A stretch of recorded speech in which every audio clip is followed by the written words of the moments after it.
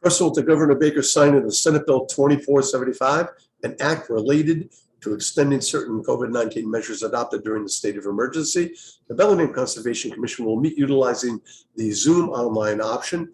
Instructions and invitations are available at the town website, www.bellinghamma.org.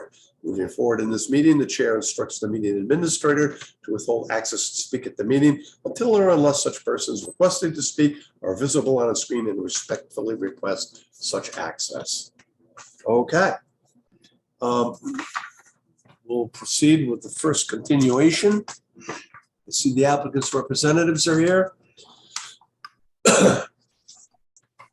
Evening, everyone. Well, let me read the advertisement. The Bellingham Conservation Commission will hold continuations of public hearings in accordance with the Mass Wetlands Protection Act, Chapter 131, Section 40, and the Bellingham Wetlands Protection Bylaw on the notice of intent for the proposed roadway mitigation along the site frontage entrances to Curtis Apartment as required by Mass DOT, including installation of additional catch basins connecting to the existing system at the easterly end of the site and within 100-foot buffer zone to bordering vegetated wetlands. The site is located at Assessors Map 51 parcels 4, 4A, 4B, 6, 8 at 161, 163, and 167 Mechanic Street, Bellingham. Keith Lincoln, Chapel Engineering, Marlboro, Mass. has submitted the filing on behalf of Soldian, Campanelli Drive, Braintree. The continuations will be held via the online Zoom option on Wednesday, March 9th at 7.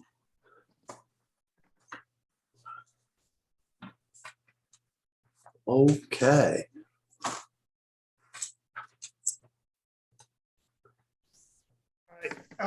Thank you, Cliff. And I think just recapturing where we were, when we last met, we were asked to do some additional investigation at the outfall of the existing 12-inch reinforced concrete pipe that we are tying into with our roadway drainage. And Jeff Krebs has just recently performed these investigations. And I think probably it'd be best, Jeff, for you to give us all an update on what you have found with the video inspections that you've done. Am I able to share my screen? I think I am. Oh, nope. It says host disables it. Hey, go ahead. Give it another try. Perfect. Thank you so much. All right. So we did have the surveyor go out the week before last, and he collected a bunch of data points all over on the parcel across the street. Our job site trailer is set up right over here. This is Mechanic Street for orientation. Rapid refill would be down in this area. Further down, that's towards the intersection. This would be back towards Town Hall this way. So this is the pad of where Barrett's diesel used to be, the diesel mechanic shop. It's now just a concrete pad. So directly across the street from there, I had the surveyor collect a good amount of data shots. You can see Lincoln Properties, the Gabion basket edge from where their outflow pipe comes in from the catch basins on the north side of the street. You can see the edge of their forebay, and you can see their spillway, their riprap spillway here. What I want to draw your attention to is when the spot grades at where the outflow pipe exits is 249, increases by about 4 inches, only a few feet up, and then it flexes up to about 10 inches higher. So there is definitely a little bit of a hump right in this section that is allowing this area to collect water. I think from the video observations that I previously sent, I think that some of the water that when the spillway the forebay from Lincoln Properties gets filled up and it spills out over the spillway, some of it goes down the way it's supposed to go, and I think some of it is coming back down and contributing to the collection here. And I think it's kind of easy to see how that can happen. When the water hits over to this hump, it's going left and it's going right. We did have them uncover another structure, just moving back across the street. There's the buried structure was approximately right around here, and it was connecting off with a 12-inch HDPE corrugated pipe. Connects to another structure on, excuse me, I'm under the weather today. Connects to another structure. It may be just offside in the right of way, or it might be in their actual adjacent parcel, which then connects over to another catch basin somewhere up this way. Were you able to locate that catch basin? That's where Mass Diesel used to be, right? Yes, and we were able to locate it. I actually had them today when they, because I had 4 hours, it was a 4-hour minimum on the truck. They cleaned out this structure, they cleaned out this structure, and I wasn't on site when I was under the weather today, so I wasn't out there, but they, I think that they cleaned out this structure as well. And then they cameraed here and here, and I sent over those videos. I'm gonna pull up the video right now for here, which is from, they call this DMH2, and they're calling this DMH3, and they're calling this catch basin 2. I think I have to change how I share. Bear with me for a second. Mm-hmm.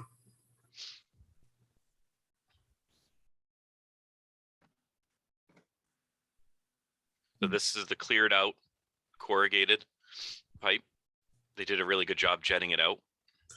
We don't see it. Okay, we're not seeing the video. Oh, I didn't hit share. That's why. Okay. All right. So this is back at the start of the pipe.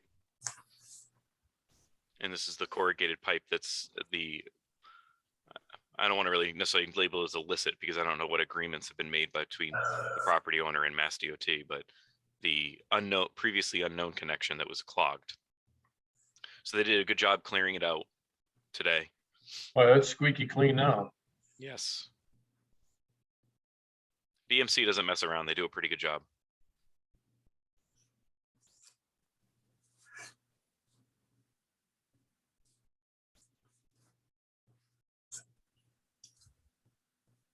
Did they vac out the drain manhole where we've seen all that siltation? They did vac out the drain manhole as well. They vacked, they jetted the pipe, then they revacked. That's what was communicated to me. Okay. And then they cleaned out over here as well. There was a lot of sediment in this structure as well. So they vacked out as much as possible. Oh, goodness. That's a big improvement. That's very cool. So it's probably about, it's based off of what my super is conveying. It was probably about at least 10 to 15 years of buildup in there, maybe more. So this is the other pipe that goes to the structure, the catch basin structure. They use they use sewer pipe, but it's not a sewer to do it. Well, you're gonna use what you have, right? Yes. There's no more country than using what you have on hand. So this is that video. So they also jetted this, so you can see they did a pretty good job jetting this one out. It takes them a second to start moving on this one. When this is the first video I opened, and I was like, something's wrong. I was like, you guys weren't supposed to scope a sewer pipe. They're like, no, that's not a sewer pipe. Mm.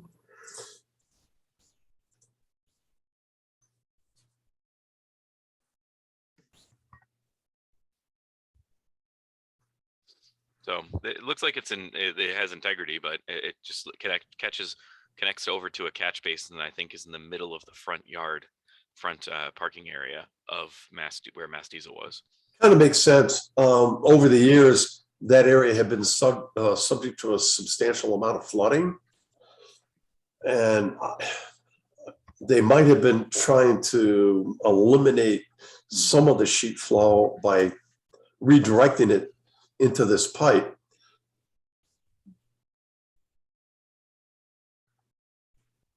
But moving forward with the redevelopment project, I don't know that. Well, we'll have to look at whether or not we want a catch basin with untreated stormwater discharging into the system So when that lot is redeveloped, we may need something upstream of that catch basin for some water quality improvement. Yes, Campanelli is, at this moment in time, Campanelli is not going to be the one developing those lots. It would probably be the Clarks. I'm wondering if maybe what we should do is sack that to prevent any more silt from entering the system. What kind of pipe is that? That's I know sewer it's a pipe. sewer pipe, but what's it made of? It's a PVC. type 8. Yeah, it's PVC essentially.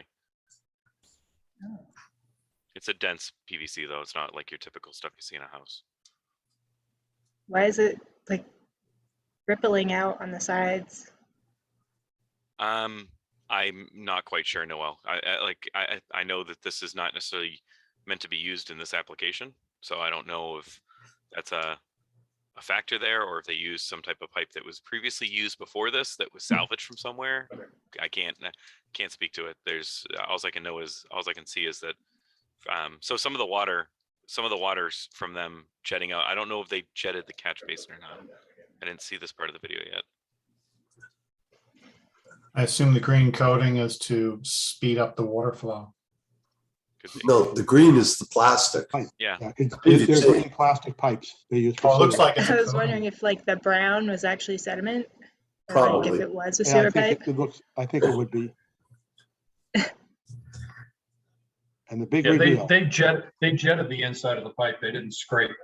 So No, that's Yeah. probably just buildup of, gunk They from were whatever came out of, that parking lot with all those trucks over all the years. the camera truck was only on site for about an hour, but the jetting was on site. Views on site for maybe just over 4 hours between those three structures.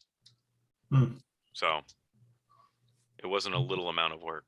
Well, for the No, good old that's- days, that's- it's that's really fabulous. sedimental. So I think that as a reminder, Campanelli, our structures, we're bifurcating a structure in here at this pipe and putting a structure in here and connecting over and bifurcating the structure, I believe here. I'm communicating that correctly, right, Keith? Yes, that's correct. So based off of DOT, because we are not touching this beyond here, this structure is outside of our purview of our scope. So from the last communications with DOT, that there's not really anything else Mass DOT wants us to do. Have you had any follow-up conversations with Eric Nascimento, Keith? No, I have not. It goes back to the last conversation we had with him, where, as you say, it's really a separate issue. And they just wanted us to keep them informed, and, so that they can get out there with their maintenance forces and follow up on that illicit connection. All right, so I have a question. Is the grate for that catch basin at grade? I am not sure because I did not put eyes on where the catch basin is, but I would assume it's at grade in the pavement. Okay, because what I'm gonna ask is that, seriously, if we can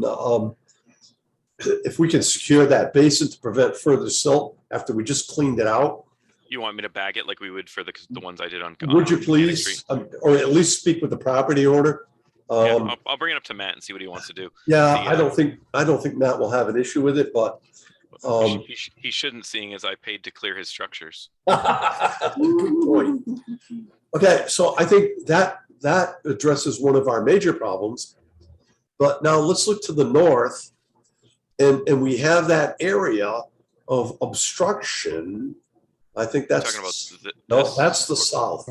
Oh, sorry. Yeah, sorry. Backwards. This north here. It's okay, yeah. And as you pointed out, there appears to be a diversion of water from the outlet of the recently constructed basin, but also there's an impediment downstream from the outflow at the head wall of the pipe that you're working with. So how do we clear that to allow positive flow?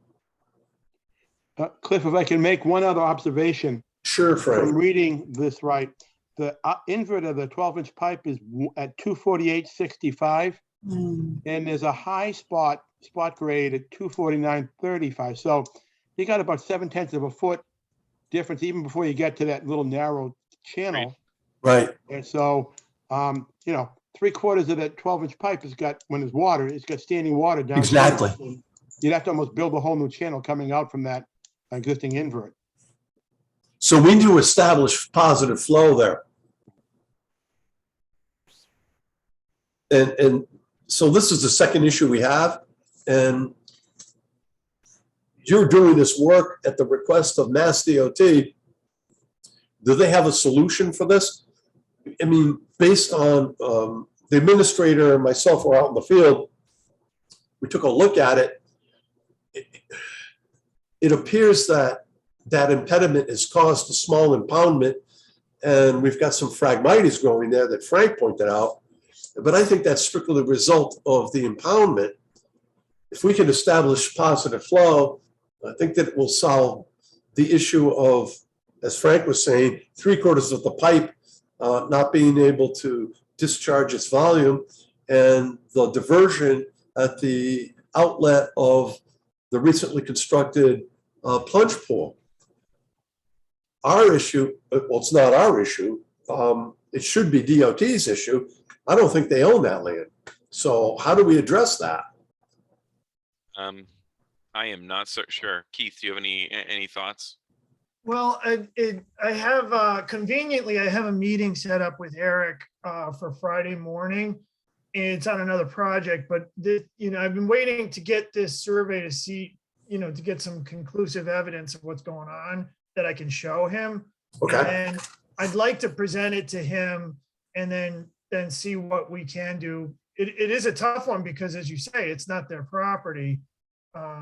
So I can only bring it up to him and then see what they would recommend, because I know it's in everybody's best interest to clear this and get positive drainage going away from that outfall. It's especially in their interest because you're doing Right. this improvement at their request. And in the existing conditions that they have been the major contributor for, it's led to a situation where the drainage system won't work. Right. So they may need to obtain an easement Yeah. to do this, and There's certainly permission. or as So the what if- administrator said, at least permission. May I ask one question? Certainly. So when Lincoln Properties went through their review, how much was this area analyzed in that review when they were proposing to construct the spillway in this location? Well, the project was designed by VHB, and based on the information we had, they were going to have positive flow to the north, but we never got an as-built drawing. So it's possible that during construction that discrepancy allowing for the splitting of the discharge occurred. Now, I believe, and correct me if I'm wrong, that VHB Lincoln Properties obtained an easement for that structure. They did. They did. I thought that I was under the understanding that where this dumps into, that Lincoln Properties was the owner of this lot, but maybe I'm mistaken. So they might be, however, I think the property has transferred ownership. Hmm. Yeah, but I believe you're correct. Can we? Yeah, we gotta find out who the owner is. So you know what? Maybe what we can do is we can. We don't happen to have that handy, do we? No. Okay. We can take a look and see how far that easement extends. I thought that it was right at the end of the apron, but. It is. Yeah, It that's is. correct. Okay. Okay, Hmm. Yeah. Unfortunate. that's what I was afraid of. So maybe there's a way to just extend that a little bit. but I think that DOT is going to have to, help address this issue, or the improvements that you've worked so hard to present and we've put some effort into approving, will function.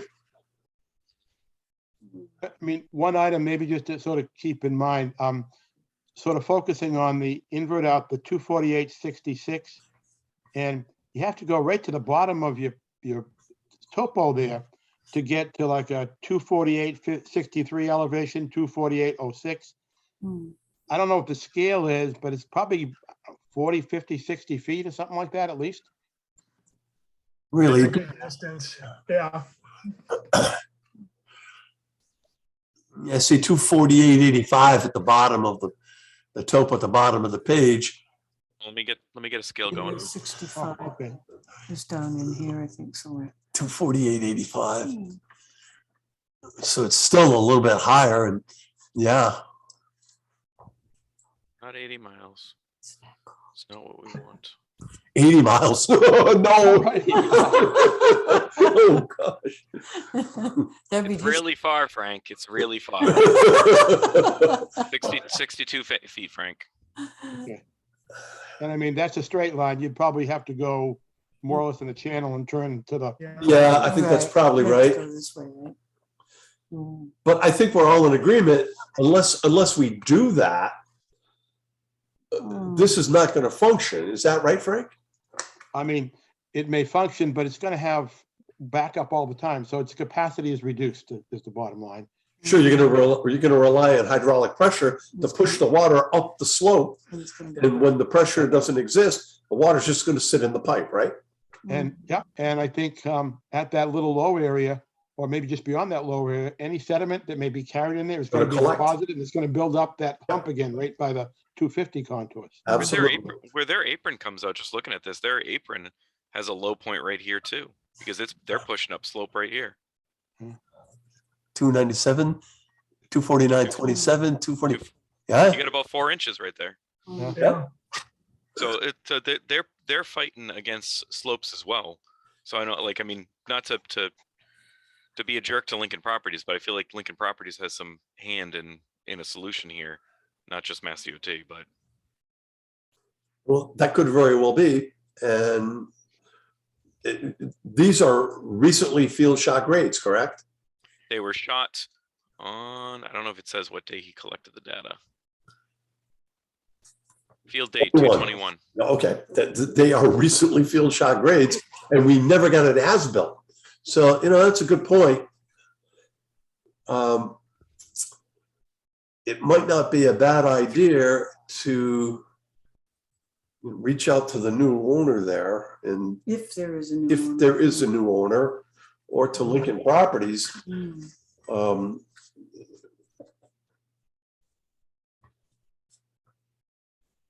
Okay. So you're meeting with DOT. You're meeting with DOT Friday. Friday at 10 a.m. Yep. Okay, Keith. So you've got a couple things to discuss with them, and I think.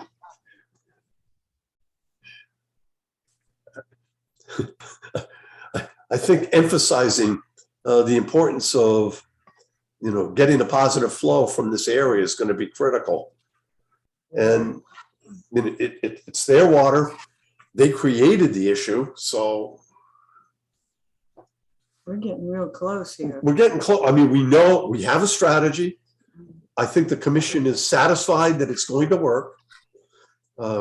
We just need the vehicle with which we can proceed and complete the project. Yeah. This is the video from before, right? Correct. I'm just trying to see if I can glimpse. I think it's video number 2. So this is where that boulder. That's where the outflow from the basin comes in. And you're correct. It looks like it's going uphill. So I think that's part of the contributing factor there. Could be. And then once it gets beyond, This is beyond that boulder. It really starts to move down. Yes, really it quickly. does. That's what we noticed in the field. Mhm. And so the interesting thing is that the water in that basin, the major contributory factor for the water in that basin is what? Route 140, it's Mass DOT water. Right. Oh yeah, in either case, whether it's coming from the Correct. forebay or whether it's coming under the from the outflow pipe, That either is way, it's correct. coming from catch basins. So for the past 40 years or 50 years, they had just been running, water off to the side of the road, and they got away with it. But I think at this stage of the game, aren't we all subject to the constraints of the MS4? We need something here. Hmm. Okay. Well, at least I feel like we've made some progress. Does the commission have any other questions or comments on this?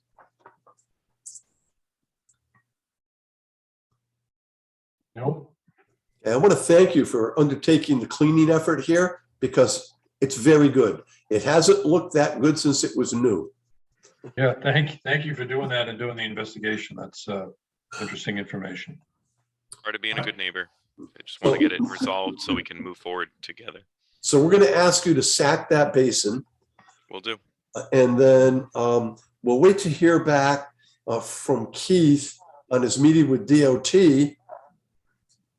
But I think once we develop this methodology and protocol, we're going to be ready to go. Right. So, do you want Keith and I to try to call you, like Keith, if he links up with me later today on Friday, you want me to try to get in touch with you and Ann to kind of give you the results, so we don't have to wait another couple weeks, and then we can hopefully expedite the next hearing. Whenever you have the next hearing, we could kind of close it out then, or is that what you're thinking? How about if we do this? How about if we look at, because our judges are getting really busy again. Mhm. How about if we look at doing this on the 13th of April? But if you can get back and interface with the administrator and copy me, then we can develop the order and potentially have it ready for closing on the 13th. Does that sound reasonable? That sounds very reasonable. Thank you very much. Yeah. Yeah. Okay. In that case, I will entertain a motion to continue the hearing for the Mechanic Street roadway improvements to the evening of April 13th at 7. So moved. Okay. Is there a second? Second, Second. Okay. Roll call vote. Mr. Ariane, Aye. Noel, Aye. Brian, Aye. Mike, aye. and Neil. That only counts. R. Yeah. That only counts for one eye. Do we want to advertise this online? Somehow let it leak out that we have a miracle in Bellingham, water flows uphill? I mean, we could get that, we could make it a tourist attraction. Make some money. No, we don't need to do that. It's hydraulic pressure. We understand.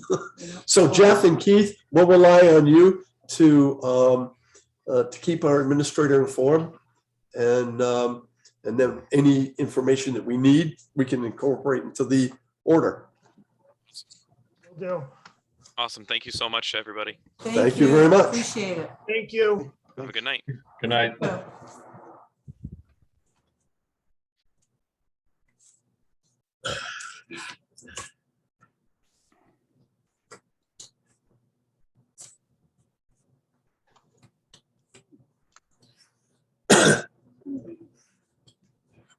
This has been a challenge. This last one's been a challenge.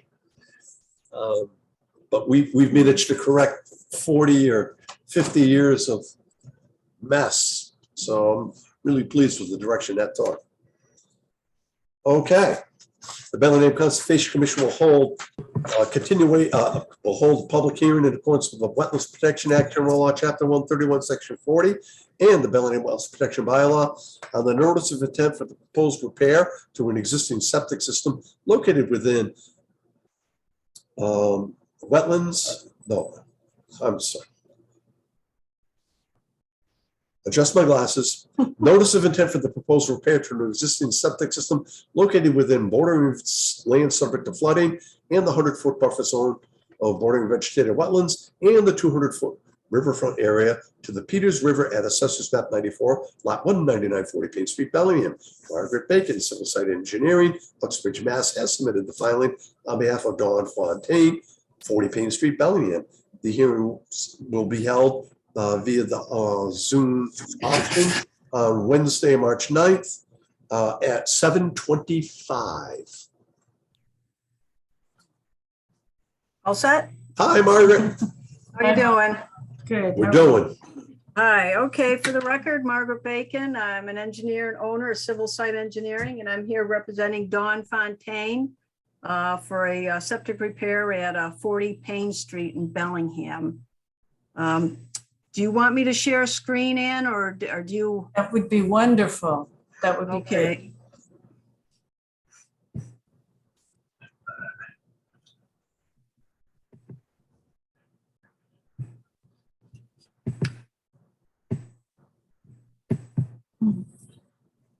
Well, anyway, I have these maps up here. Do you see these okay? Yes, we can. do. Yes. Okay, let me just see if I can move them. All right. So basically, when I was doing my analysis on the floodway there, here is the this map here is the firm map, the FEMA map right here. And our site house is right here, which is located right within the 100-year floodplain, correct? Yes. Yes. So I went to Mass Mapper and then I did the floodplain there also. And you'll see on this one, the floodplain is on the outside. So there's a little high point here. And here's our existing house right here. I'm just bringing this up. We're not going to argue that we don't have to do compensatory storage or anything, but there is a discrepancy between the firm maps, the FEMA maps, and I think the latest, I think this Mass Mapper has the latest and probably the greatest elevations based on, I think they're using that LiDAR. It gives you a little more accurate elevations. Okay. So I just kind of wanted to bring that to your attention. And I think I sent that to you also, Ann. You did. Yes, thank you. Yeah, when we went back out there, I do have a Topcon GPS unit. And we did set up there to try to get on the same coordinates as the FEMA maps. And basically, it does show this area a little higher in outside of the floodplain, and it shows a floodplain right along the riverbank in this area based on converting my GIS points to the FEMA points. Now, let me see if I can't pull up the. So the field shot datum seems to be more Match in that. line with, yeah, okay. Correct, yes, correct. Yeah, normally, Margaret, when we're dealing with the floodplain, we don't like to see assumed grades because we don't know what they are, but you did provide this information, and so we want to thank you for that. Yeah. So here's the revised plan, okay? We went out there, we grabbed, and then I converted all the elevations, okay? To try to match the FEMA maps, okay? So we have a couple of nails in the pavement out here. We set our equipment up on that. And this came out to an elevation of 190, 37, and the 100-year floodplain is at 186.2, which would be down here along the wetland flags. Okay. In which, I mean, there are, there could be, some conversion discrepancies, and there might be a little, error in elevation. I'm not saying it's exact, but then again, we aren't asking to eliminate the compensatory storage. So here's the proposed septic. All right. And just because of the groundwater and having to keep the system up, I did have to a minor amount of filling right here that amounts to about 8 cubic yards of additional fill in this area. And so our clients agreed to just come right over here in a slight depression to remove 8 cubic yards so that we are compensating for the additional fill. And there's really nowhere else you're going to be able to do that on this property. No. Okay. Well, the existing system, the tanks are going to be removed, and the leaching trench is going to be removed and replaced with clean fill. The existing system is somewhere in this area. So if we excavate down and we break into the old system, yes, it'll be removed. Okay. Otherwise, And the it'll old- just, yeah, and the old tanks get crushed and removed also, correct? okay. All right, it's a failing system. It needs the upgrade. I have a question, Margaret. So I see that there's an existing fence that goes along the back of the property there. Correct. Is that going to be, that's a privacy fence, I think is what we saw. Is that going to be removed and replaced, or what's the story? It's kind of up to the client, and there is I think there's a picture in the NOI. Yeah. Yeah, actually, it's just, yeah, it's just really, it looks like a snow fence. Oh, okay. In the project description, I've got several pictures. So it's really, It I looked know kind of looked like a privacy fence to separate them from the property, the abutting property. It looked like there's a multifamily unit. no, it looks like a green snow fence. Oh, the wooden fence there? Yes. Wow. Oh, the wooden fence is right here.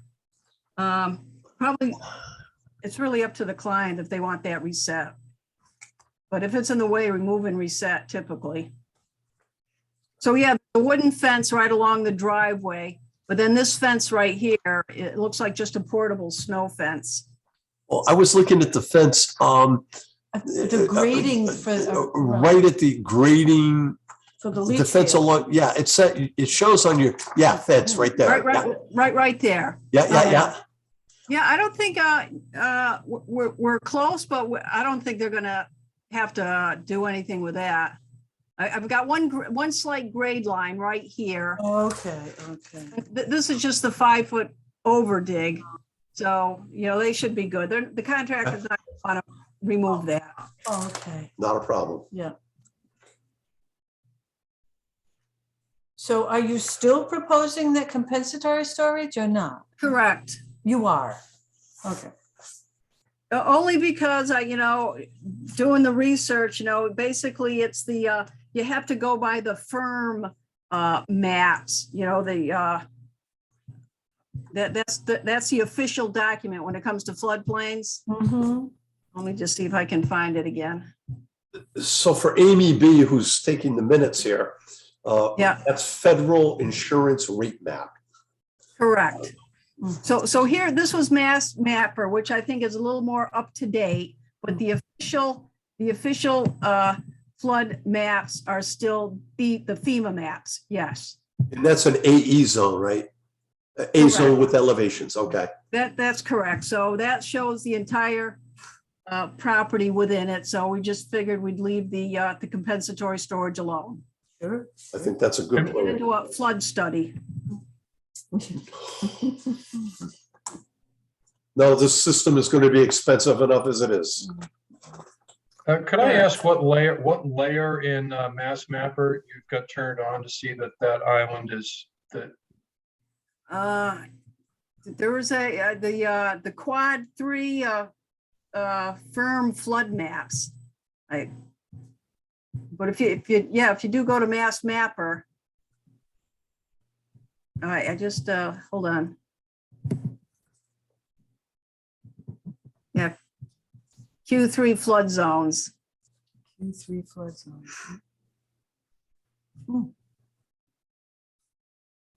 I thought that kind of interesting, actually. It is Yeah. interesting, very interesting. Well, we've had situations in this area in the past where folks have actually had to write the letters to the program seeking relief, and they've presented field shot grades indicating that they are indeed above the floodplain elevation. So Yeah, I mapping- noticed in that area, there were a lot of lomas. That's correct, that Yeah, Mhm.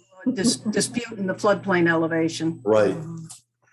So I think this mass mapper, like I said, I think they're using the latest technology for elevations, and I just think it's a little more accurate than what, the FEMA maps have at this time. Mhm. Yeah, I think I agree. However, you're right. For regulatory purposes, it's the firm. Correct. In either way, it's right on the edge. And Correct. there's not a lot of elevation difference out there. It's very flat. So I don't think I think it's not exactly cut and dried on that lot, whether it is or it isn't. Right, so we just decided to go ahead and keep it in. We weren't going to dispute that. Okay, so myself and the administrator did go out and inspect the site. It is flat. They have really nowhere else to put the system. I think it appears that all of our questions have been answered successfully. Are there any other questions or comments from the board? It's pretty plain we have to do this. Okay, well, Okay. Thank you. so and that being the case, I'll entertain a motion to close the hearing and issue an order of conditions. So moved. Hey, second. Okay, because it's a vote on a permit, I'll do roll call. Mr. Vice Chairperson, Aye. Mike, Aye. Brian, Aye. Noel, Aye. Marianne. Hi. That's a unanimous vote. Okay. Beautiful. We're gonna Thank you. put together sign this. So Margaret, does this order go to you once it's signed and issued? I tell you, if you just let us know when you have it, Mhm. pick it up. We'll either take care of it for the client, or I'll see what she wants to do. Very good. Okay, I'll give you a call. And then as far as that extra check there, that for the legal fee, Yes. so I guess the client took care of that. Yes. Mhm. So you can take mine and just rip it up, okay? I think it's on the way back to you. Oh, all right, okay. All right, thank you. Welcome. Thank you. Cliff will Venmo it to you. Okay, so we're gonna figure out a time when we're gonna sign. Right.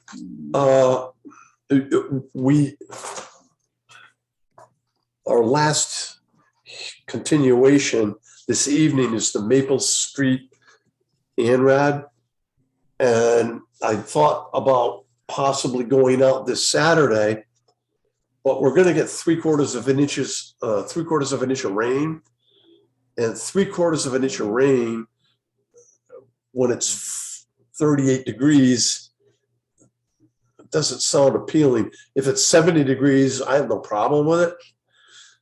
But I'm wondering, now we haven't opened that hearing yet, so for planning purposes, is anybody available the following Saturday? That would be the 19th? We should talk about that. Yes. Yes. Okay. Mm. So maybe what we can do is we can sign this document and then we'll solidify the visit. I see Ryan's on, but this isn't your, we're gonna get to you, Ryan. Goofing me up here.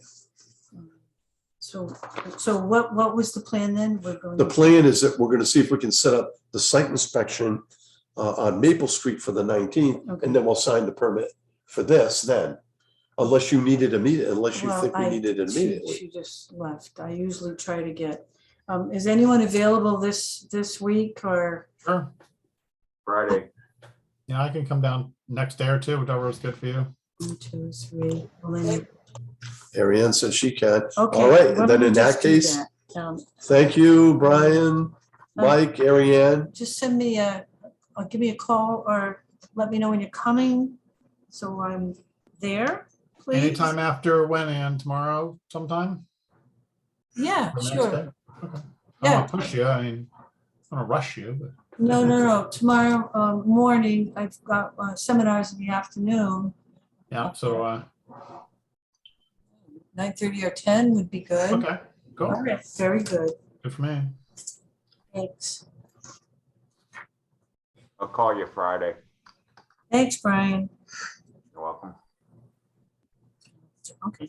Okay, Excellent. so we are right on schedule.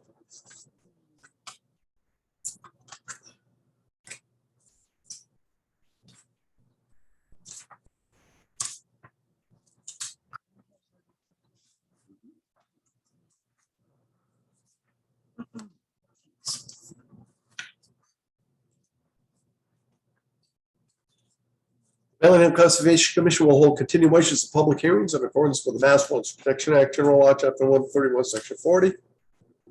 The Bellingham Wetlands Protection Bylaw on the notice of intent for the proposed construction of a 124,200 square foot industrial building with associated parking, access, landscaping, utilities, and stormwater management system located at Assessors Map 52, Lot 3206, Mechanic Street, Bellingham. John Cusick, Bowler Engineering, Southborough, Mass. has submitted the filing on behalf of Wayne Finnegan, Howland Development, Wilmington, Mass. The continuations will be held online via the Zoom option on Wednesday, March 9th at 7:45. Continuation request. is- The applicant has requested a continuation. I know that our peer reviewer has visited the site and has submitted a first round of comments. I think, Frank, that they're working on developing their responses. From our perspective, it didn't appear to be a lot of issues. There were a couple of mapping issues for isolated wetlands. I'm sure that they're going to make those adjustments. Were there any major red flags that you or Matt saw that should concern us that weren't in your narrative? No, I mean, I talked with Matt. Most of the items certainly in the stormwater and in, as you just said, the environmental wetlands review, I think can be addressed. And if they're working on them, I think that's fine. Okay. That being the case, I'll entertain a motion to continue the hearing at the applicant's request to the evening of March 23rd at 7:30. So moved. Second. Okay, that's Ariane. I have a question, Cliff, before you vote. Frank, do you know, I didn't see in the comments that I read that you had written up anything referring to the fact that we had, or at least I had asked, that they actually delineate and mark snow storage areas. They just sort of blew that off, I thought, by saying that it would be pushed into areas that weren't, didn't have a tree actually stuck there or something along the sides of the parking area. And also that they offered to put some sort of guardrail of some sort with maybe some signage in the back end. I'm not comfortable with just being left open-ended like that, but did you pick up that there was something that was going to be addressed by them on that? There was some discussion at the planning board. I don't want to speak for the board, but I think the bigger issue is traffic transportation type stuff. I think that's going to be talked about tomorrow evening, is my understanding, having some discussion. Again, I think their maintenance plan maybe could be beefed up a little bit on that regard. But we didn't think that was a major issue for the site at this point, other than not putting it into the proposed infiltration basin. But Well, yeah, pushing it over the bank at the back side of the building, if there's not some sort of protection put in place in writing, to me is very highly likely to possibly happen, and could be the one thing that might impact an area we have some jurisdiction eventually, again, depending on what gets shoved over and how much and all that. But if it's, I just didn't want to have to bring it up again 2 weeks from now if they were working on it already, and if they weren't mentioning it to them that At least I'd be looking for it. I don't know if anybody else in the commission, particularly cares, but. I agree with Mike. I think that the snow storage for part of their O&M plan is very weak. Very weak. Well, maybe we should take this up when we have, when the applicant has. When a the chance applicant's to here, or maybe, respond. maybe Frank can express our concerns. Yeah. We do need to be careful here. The area is well outside our jurisdiction, so. Right, it's only where it would impact possibly going down the hill there and flow it into our jurisdictional area eventually, depending on how much. People could argue about that, but I'm It's not. a reasonable request. And it's, I think, very consistent with what we've done with other developments around town where there have been snow storage questions raised. We ask for delineation. They usually provide pretty quickly, and then we're good. Well, we have an associate member of the planning board present. Maybe we could just, yeah. Is it? Maybe we could just ask him to bring that concern forward to the meeting tomorrow.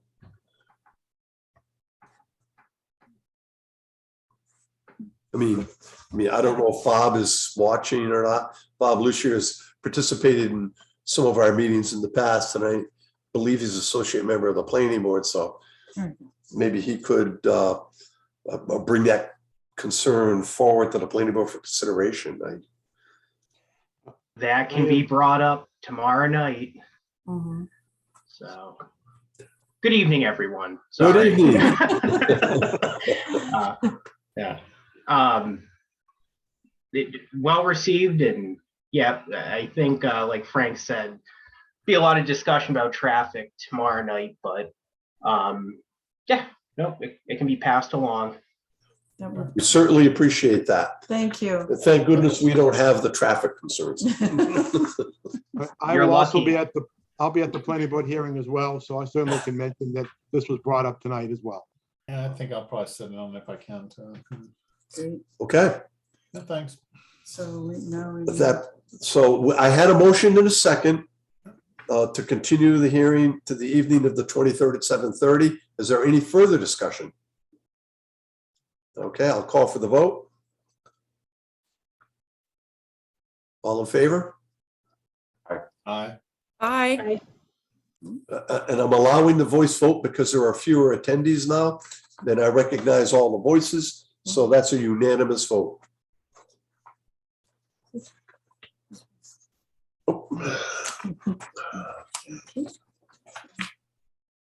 We are a few minutes early for this hearing. If there's anyone here who's in a butter for the 79 Maple Street hearing, could you identify yourself? Yeah. Hi. How are you? Okay. What we're going to do, primarily to make it easier for ourselves, is we're going to open the hearing up a little earlier. Do you think that would be a problem? I don't think so. Okay. If someone, an abutter who was unable to attend, if an abutter comes on, before we close this, we'll give them an update. Okay. But if someone should ask you a question, you were in attendance and you have complete permission to express exactly what happened here. Okay, excellent. Okay, so I will then open up the meeting. The Bellingham Conservation Commission will hold continuations of public hearings in accordance with the Wetlands Protection Act, General Chapter 131, Section 40, and the Bellingham Wetlands Protection Bylaw on the abbreviated notice of resource area delineation for the confirmation of 944 linear feet of delineated bordering vegetated wetlands located in Assessor's Map 20, Lot 12, 79 Maple Street, Bellingham.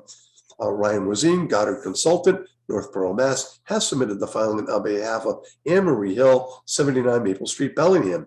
The continuations will be held online via the Zoom option on Wednesday, March 9th at 8 o'clock. So once again, we got hit with another snowfall. made it extremely difficult for us to go out in the field. But before we get to this issue, I'd like to let abutters know that at our request, the applicant's representative spoke directly to the property owner on our behalf, seeking to allow abutters or representatives of abutters to attend.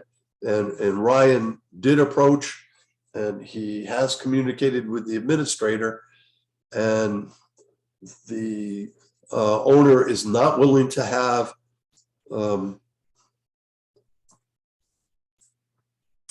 anyone other than the commissioner or the representative attend the verification. No nosy neighbors allowed? Well, Okay, understood.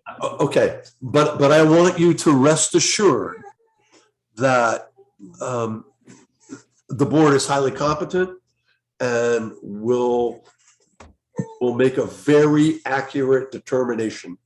And whatever occurs will be brought back to the next continuation, and you can see what changes, if any, took place, and we will explain in full how we did the verification. Okay, awesome. It's a very transparent process. Okay. So just for clarification, at this point, we still don't know why it's not public knowledge why they sent this letter out? Well, Okay, so the letter was sent out to you in response to the public hearing requirement, notification requirement.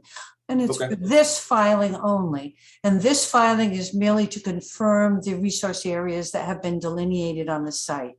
Okay. As far as plans for the actual property, we don't have any, I don't have that information yet. I'm sure that the property owner does, and perhaps the representative does, but that has not been shared with the commission as of today. To be fair, frequently what happens in this situation is that whatever the plan for development may be, in order to accurately determine what they can do, they need to verify the resource areas that are present on the site. So this is like the first step. Okay.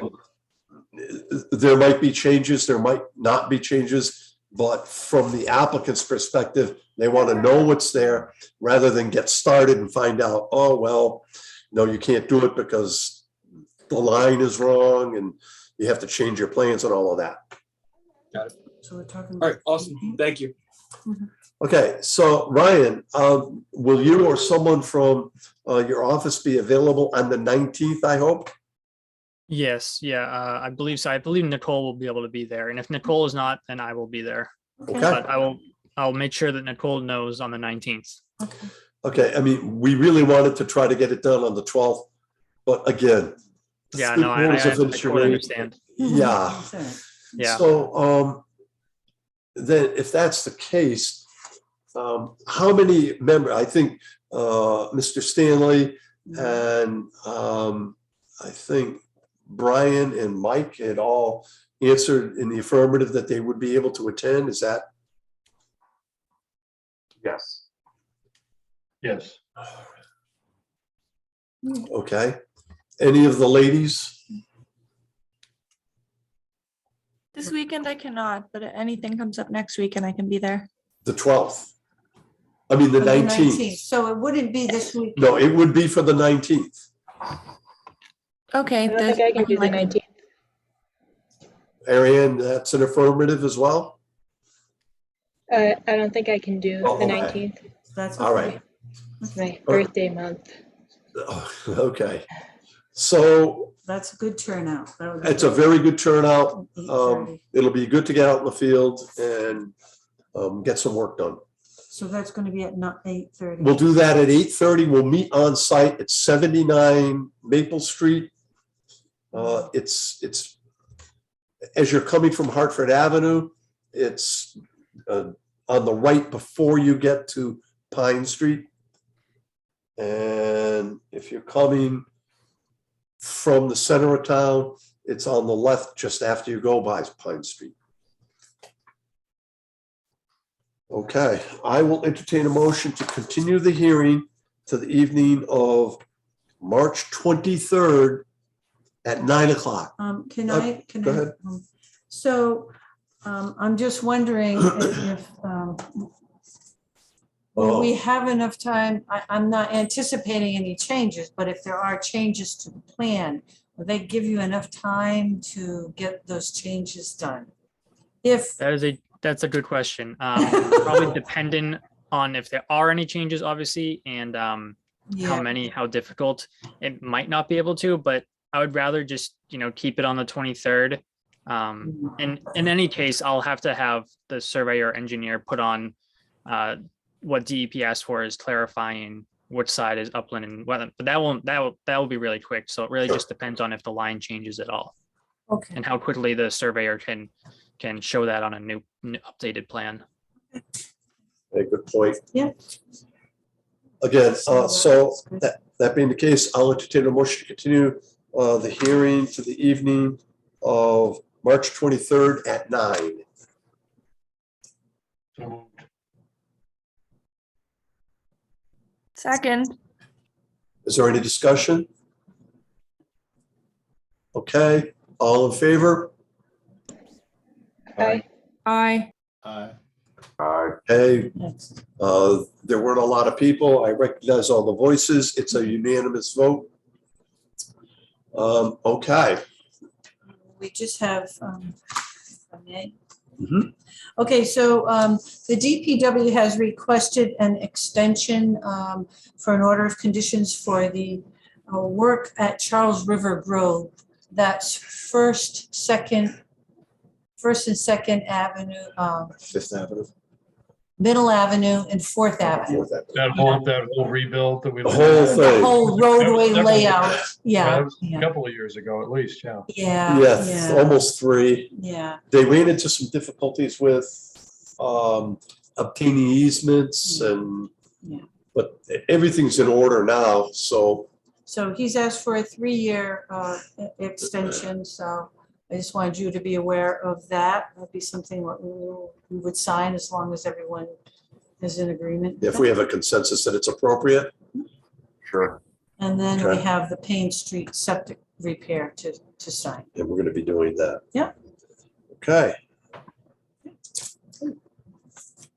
I guess before we adjourn, we're gonna have to get our history lesson. I had a sinking feeling you were going to say that. Well, we were monitoring Wait a your minute. response. We gotta get Oh, Frank to unmute. I know, there we go. There we go, okay. That was much more interesting than what I'm gonna really say, but anyhow. This date, 1862, world history was made because it was the clash of first ironclad ships. And it turned out that the background is more interesting than the battle even. When the Confederacy seceded from the Union, when Virginia seceded, they were not able to get the Norfolk shipyards, all the ships out as the Union forces left. So they burned the USS Merrimack. And unfortunately, when you start to burn the ship and you also scuttle it at the same time, a lot of the ship doesn't burn before it goes underwater. So the Confederacy, who was short of a navy, raised the ship, clad it with iron on either side, repurposed the cannons, and had it ready in early March to go out to Hampton Roads, where a number of Union ships was blockading the river. And the Union ship started firing at the Merrimack that had several inches of metal armor on it, iron. The shells bounced off. The Merrimack fired some shots, but also had a ram. And so it got up against the Union ships, and they couldn't depress their guns. And it rammed and sank 2 ships, the USS Congress and the USS Cumberland, and chased the USS Minnesota aground. And there was some damage. The captain of the Confederates renamed the Merrimack the Virginia. but since the Union rewrote the history, they've always called it the Merrimack instead of the Confederate States of America, Virginia. So several of the Union shots damaged some of the hull, and it actually blinded the captain and several other crewmen. So the CSS Virginia returns to its base to repair and restock its artillery cannon and stuff. And meanwhile, it goes out the next day, which was the 9th today of March. And there's this weird little thing sitting in the water that everyone looked like it was a cheese box on a raft. That ship right there was the USS Monitor. It was designed by a very eccentric but very talented naval architect, John Erickson, who probably had 15 different patterns on the ship, including the fact that the turret could move. So you didn't have to worry about facing the ship in the direction of your cannons anymore. The cannons could move wherever, and it was fast. The one major drawback, as you could probably guess, is it had about 1.5 to 2 feet of freeboard above the water to the deck. And that came to a problem later on in its short career. But it was also much faster and more maneuverable. The Monitor sort of ran circles around the Merrimack that was very surprised when sitting between it and the USS Minnesota that was going to finish off, there was this weird thing that started shooting at it. The front of the Monitor had a small little box on it. You can see it in there. That little tiny box right where the gun cannon is. And that was where the captain basically sat to direct the ship. So the battle went on for 3 hours. The Monitor and the Merrimack shot at each other. Most of the Merrimack shots missed because there was a small silhouette. The Monitor was more successful. It actually cracked the armor. And had it continued on, it would have probably won the battle. However, a lucky Confederate shot hit the little pilot house in the front and basically severely damaged the pilot, basically blinded the captain. And the ship then had to sort of maneuver around. After the 3 hours, both sides, they'd had enough and they left. The Merrimack went back to its port. The ship never fought again. In fact, about 2 or 3 months later, Union forces captured the Navy shipyard, and they took the Merrimack out and rescuttled it, and it had 1 or 2 days of battle. That was it. The Monitor was very successful. It became a prototype for a number of other ironclad ships in the Union Navy. Unfortunately, about 7 or 8 months later, they decided they were going to tow it down to South Carolina, and they did it in heavy seas. And a few of the crew, when they got to Cape Hatteras, the seas went over it, began to sink the ship. A few of the crew got off. Most of the crew did not. And the story ends probably about 15, 20 years ago. They actually found the wreckage of the Monitor and brought up one of its turrets. Since the Merrimack was made out of wood mostly, and they sort of took most of the metal off because they needed the iron, they have never found the wreckage, probably doesn't exist anymore, or the Virginia. But it really was the thing that after that, all navies wanted to be metal ships. So they changed from wooden ships and iron men to metal ships, and I don't know what kind of men, but anyway. The other interesting thing is that Union spies sort of had some idea the Confederates were making the Virginia. And I believe the Monitor was put together in 90 days or less. And the fear was, had the Monitor not been there, the Merrimack would have gone out and wiped out every Union ship, iron ship. They couldn't damage it. So it was a major turning point in the Sea War and the Civil War as well. Do you think they ever saw Jules Verne there, Frank? The Nautilus and going out there? I think that they probably did, although I've read that the Chinese, well, the first sub in America was a little barrel thing. The turtle. The turtle, yeah. But anyways, I think the Chinese had some kind of undersea boat back around 1500 or something like that. So I find it amazing all the nautical histories that I've read, the actual histories. Most of the sailors that sailed at that time did not know how to swim.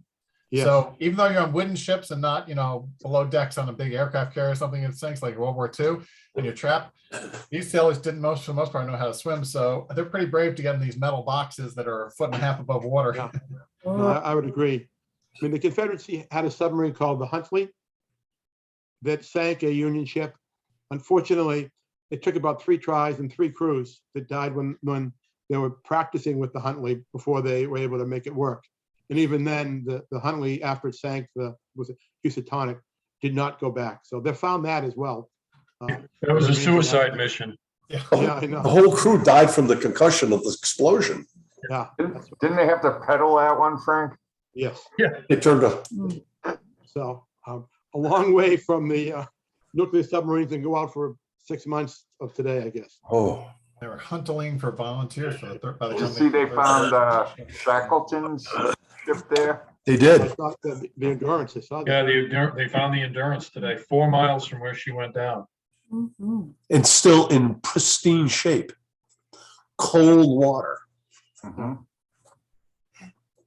Okay, well, All right. thank you for that, Frank, and thank you, Amy, and Thanks, Amy. thank you, everyone. We appreciate your efforts in helping us get this signed. We'll definitely be looking forward to seeing everybody on the 19th. It'll be awesome. Very Motion to adjourn. so moved. Second. All in favor? Aye. Aye. Okay, Mr. Chairman, can you stay on for a second? of Enjoy course. the snow. Take care, folks. See you in a couple of weeks. So long. Good night. Thanks. Good night. Take the recording.